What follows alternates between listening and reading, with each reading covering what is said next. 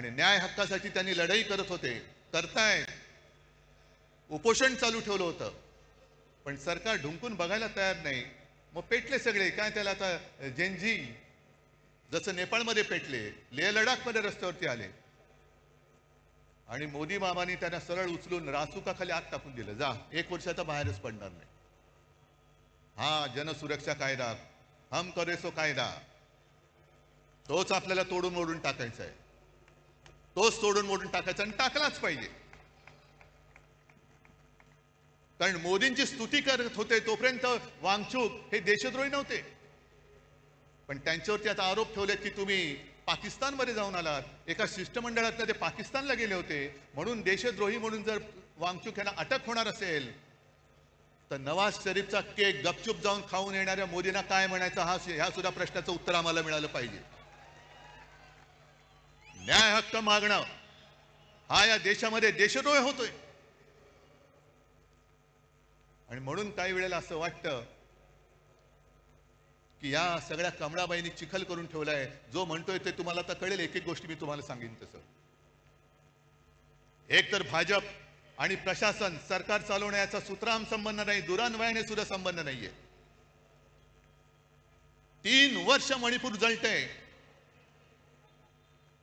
आता काल परवाकडे मोदी मणिपूरमध्ये गेले. 3 वर्ष जळते मणिपूर. तिथल्या महिलांची धिंड निघते, धिंडवडे निघतात अब्रूचे. ना मोदी जायला तयार, ना दुसरे व्यापारी जायला तयार. पण एवढं करून मोदी गेले. आम्हाला असं वाटलं की मोदी काहीतरी तोडगा काढतील, ज्यांच्यावरती अत्याचार झाले त्यांना काहीतरी सांत्वन करतील. पण गेल्यानंतर त्यांचं भाषण आलं होतं. हसायचं की रडायचं. मणिपूरमध्ये गेल्यानंतर मोदीजीने भाषण केलं, मणिपूर के नाम में ही मणी है.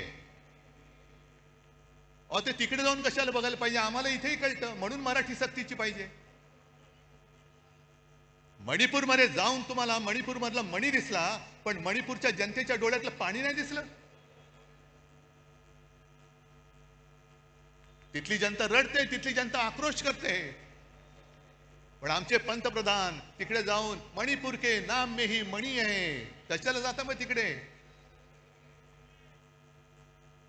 ही जी यांची सगळी जी वृत्ती आहे, मला असं वाटतं काही वेळेला विचार केल्यानंतर की भाजप म्हणजे आता अमिबा झालेला आहे. अमिबा म्हणजे तो एक पेशीय प्राणी असतो, काय जीव असतो, तो सगळ्यांना शाळेमध्ये होता.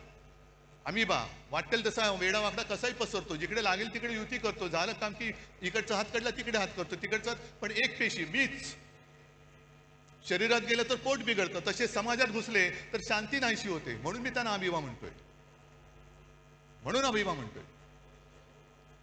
आणि आमचे जे मुख्यमंत्री आहेत, हे मुख्यमंत्री आम्हाला शिकवत आहेत. म्हणून मी बातमी घेऊन आलोय. इंडिया टुडेने सर्वे केलाय, तुमच्यापर्यंत आलाय. इंडिया टुडेने एक सर्वे केला की most popular CM across India. आता गेल्या 2-3 महिन्यातला सर्वे आहे, म्हणून मी त्याचं कागदच घेऊन आलेलो आहे. आपल्या वेळेला पहिल्या 5 मध्ये महाराष्ट्राचा मुख्यमंत्री येत होता. माझं कर्तृत्व नव्हतं, हे तुमचं सहाय्य होतं. महाराष्ट्राच्या जनतेचं कौतुक होतं, ते माझं नव्हतं. पण आज जो हा सर्वे झालेला आहे, आलेला आहे, त्याच्यामध्ये सगळ्यात पॉप्युलर उत्तर प्रदेशचे मुख्यमंत्री योगी, नंबर 1, 2 ममता, 3 चंद्रबाबू, 4 नितीश कुमार, त्याच्यानंतर स्टॅलिन, नंतर काय ते पिनारवी विजयन, मग रेवंत रेड्डी, मोहन यादव, हेमंता विश्वकर्मा शर्मा आणि 10व्या ह्याच्यावरती आमचे मुख्यमंत्री देवेंद्र फडणवीस. नशीब 10वे नाही तर फडणवीस म्हणून 20वे आले असते.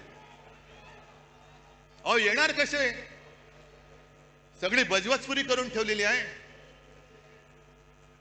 काय केलं काय तुम्ही आजपर्यंत. आज सुद्धा बातमी आली की कुठल्या एका अधिकाऱ्याच्या ऑफिसमध्ये धाड टाकली, अधिकाऱ्याला पकडला रंगेहात. वसई विरारच्या महापालिकेच्या आयुक्ताला पकडलं होतं. अधिकारी पकडले जात आहेत, पण मंत्री राजरोस बॅगा उघड्या टाकून खोलीमध्ये बिनधास्त बसलेले आहेत. त्यांना यांना हात लावायची हिंमत होत नाहीये. मंत्र्यांच्या नावाने दारूचे परवाने दिले जात आहेत. आईच्या नावाने, पत्नीच्या नावाने डान्स बार काढले जात आहेत, पुरावे सादर केले, विधिमंडळात सादर केले, तरी सुद्धा देवेंद्र फडणवीस त्या मंत्र्यांना समज देऊन सोडून देत आहेत. हे बरं नाही, पुढच्या वेळेला पुरावा दिसता कामा नये. हे तुमचं राज्य, हा तुमचा कारभार. आणि म्हणून मला RSS मोहन भागवत यांना विचारायचे काही प्रश्न. हे मी प्रश्न लिहून आणलेले, पण आता याचे कागद ओले झालेत आहेत तरी, कारण आता निवडणुका येत आहेत. मुंबई महापालिकेची निवडणूक आहे. निवडणूक तुम्ही लावाच, जनता वाटच बघते. आज येताना सुद्धा मुंबईच्या रस्त्याची झालेली चाळण हे सगळेजण बघतायत, अख्खी मुंबई भोगते. जरा कुठे पाऊस झाल्यानंतर तुंबणारी मुंबई, तुम्ही ते मेट्रो आणि मोनो चालू ठेवण्याच्या ऐवजी मुंबईमध्ये आता बोट सेवा सुरू करा.